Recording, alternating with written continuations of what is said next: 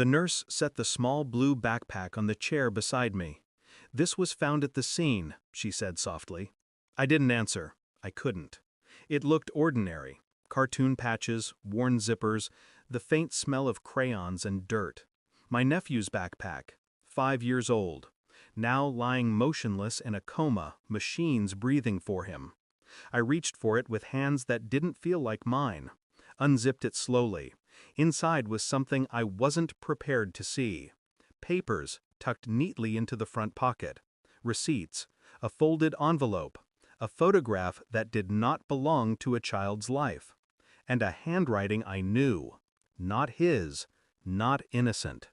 My stomach turned, but my face remained stone. The nurse had already walked away.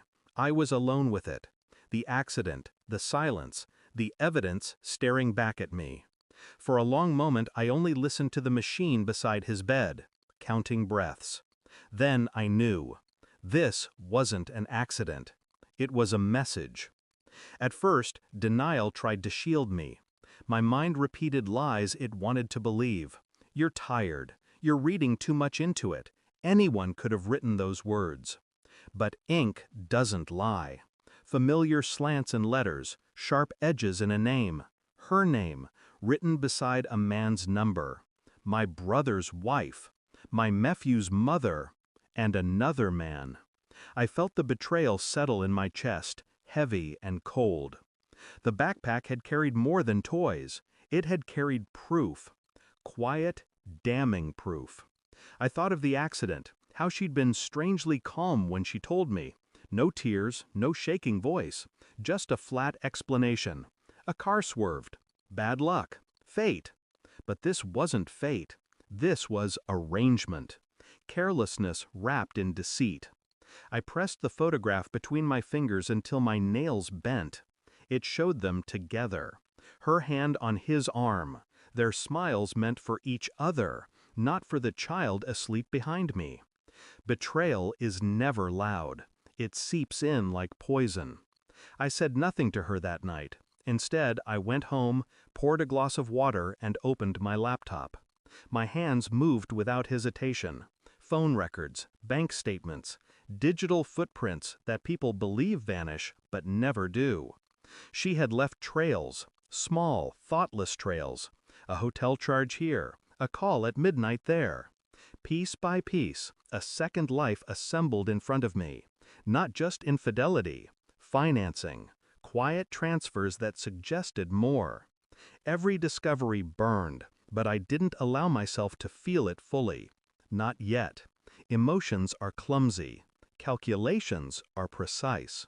Days passed. I visited my nephew in the hospital, sat by his bed, pretended normalcy. She sat across from me, sipping coffee, feigning grief. I studied her eyes. They avoided mine too often. I collected everything, stored it in a folder, printed only once, sealed it.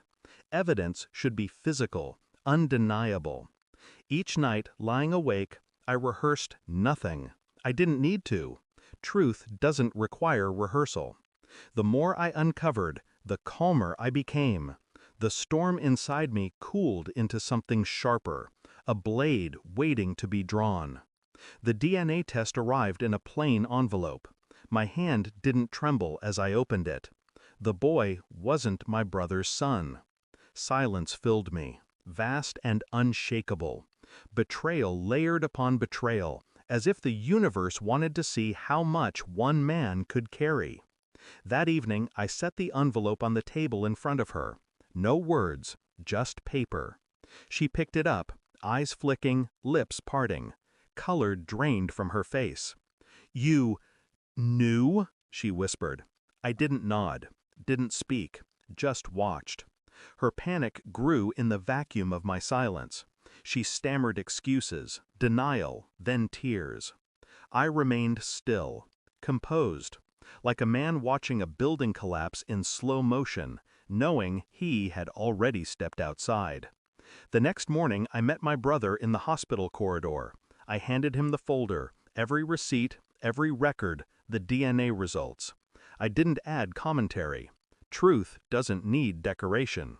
He read in silence, His hand shook once, then steadied.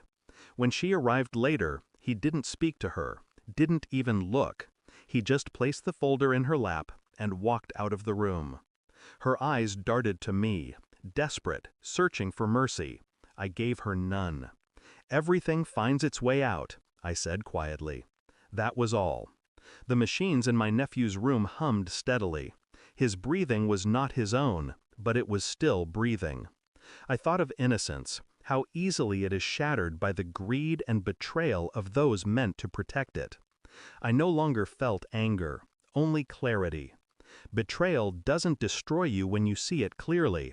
It transforms you, hardens you, leaves you with the kind of silence that speaks louder than rage ever could.